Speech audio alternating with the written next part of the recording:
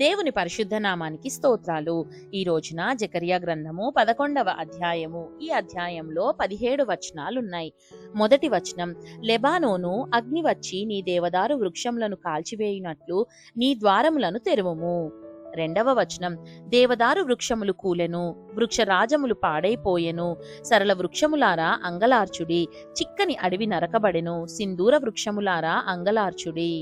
మూడవ వచనం, గొర్రెబోయల రోదన శబ్దము వినబడుచున్నది, ఏలయనగా వారి అతిశయాస్పదము లయమాయెను, కొదమ సింహముల గర్జనము వినబడుచున్నది, ఏలయనగా యోర్దాను యొక్క మహారణ్యము పాడైపోయెను. నాలుగవ వచనం, నా దేవుడైన యెహోవా సెలవిచ్చినదేమనగా వదకేర్పడిన గొర్రెల మందను మేపుము. ఐదవ వచనం, వాటిని కొనువారు వాటిని చంపియు నిరపరాధులమని అనుకొందురు, వాటిని అమ్మిన వారు మాకు బహు ద్రవ్యము దొరుకుచున్నది, యెహోవాకు స్తోత్రము చెప్పుకొందురు, వాటిని కాయువారు వాటి ఎడల కనికరము చూపరు. ఆరవ వచనం, ఇదే యెహోవా వాక్కు, నేనికను దేశ నివాసులను కనికరింపక ఒకరి చేతికి ఒకరిని, వారి రాజు చేతికి వారినందరినీ అప్పగింతును, వారు దేశమును నాశనము చేయగా వారి చేతిలో నుండి నేనెవరిని విడిపింపను. ఏడవ వచనం, కాబట్టి నేను సౌందర్యమనునట్టియు కటాక్షము బంధకమనునట్టియు సమకూర్చుట అని ఉన్నది. 2 కర్రలు చేత పట్టుకొని వదకేర్పడిన గొర్రెలను, ముఖ్యముగా వాటిలో మిక్కిలి బలహీనమైన వాటిని మేపుచూ వచ్చి తిని. 8వ వచనం, 1 నెలలోగా కాపరులలో 3 సంహరించి తిని, ఎలయనగా నేను వారి విషయమై సహనము లేనివాడను కాగా వారు నా విషయమై ఆయాసపడిరి.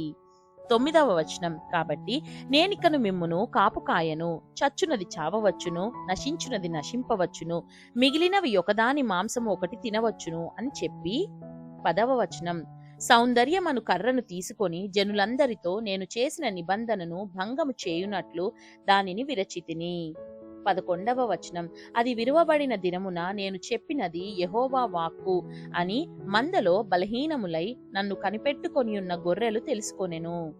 12వ వచనం, మీకు అనుకూలమైన ఎడల నా కూలి నాకియ్యుడి, లేని ఎడల మానివేయుడని నేను వారితో అనగా వారు నా కూలికై 30 తులముల వెండి తూచి ఇచ్చిరి. 13వ వచనం, యెహోవా ఎంతో అబ్బురముగా వారు నాకేర్పరిచిన క్రయధనమును కుమ్మరికి పారవేయుమని నాకు ఆజ్ఞయ్యగా నేను ఆ 30 తులముల వెండిని తీసుకొని యెహోవా మందిరములో కుమ్మరికి పారవేసి తిని.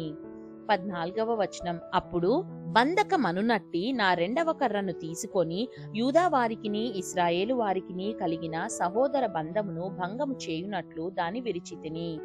15వ వచనం, అప్పుడు యెహోవా నాకు సెలవిచ్చినదేమనగా ఇప్పుడు బుద్ధిలేని యొక్క కాపరి పనిముట్లను తీసికొమ్ము. 16వ వచనం, ఏలయనగా దేశమందు నేనొక కాపరిని నియమింపబోచున్నాను, అతడు నశించుచున్న గొర్రెలను కనిపెట్టడు, చెదిరిపోయిన వాటిని వెదకడు, విరిగిపోయిన దాని బాగు చేయడు, పుష్టిగా ఉన్న దాని కాపు కాయడు గాని క్రొవ్విన వాటి మాంసమును భక్షించుచు వాటి డెక్కలను తుత్తునీయులుగా చేయుచుండును. 17వ వచనం, మందను విడనాడు పనికిమాలిన కాపరికి శ్రమ, అతని చెయ్యియు కుడి కన్నును తెగవేయబడును, అతని చెయ్యి బొత్తిగా ఎండిపోవును, అతని కుడి కంటికి దృష్టి బొత్తిగా తప్పును. దేవుడు చదవబడిన పరిశుద్ధ వాక్యాన్ని మనందరి వినికిడిలో దీవించి మనల్ని ఆశీర్వదించునుగాక. ఆమేన్.